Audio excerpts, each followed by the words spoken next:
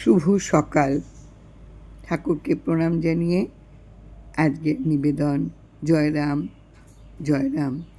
বীজের ভূমির প্রতি সর্বদাই আকর্ষণ থাকে, তাই গুরু ও শিষ্যের হৃদয় ভূমির দিকে আকর্ষণ থাকে, যাহাতে শিষ্য হৃদয়ে আধ্যাত্মিক নামরূপী বীজটি অঙ্কুরিত পল্লবিত হইয়া ফলায়িত হয়।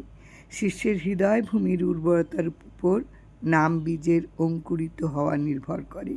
হৃদয় ভূমির উর্বরতাই নির্মলতা, আকুলতা। গুরু শক্তির দ্বারাই এই উভয়ের সমাবেশ সম্ভবপর হয়।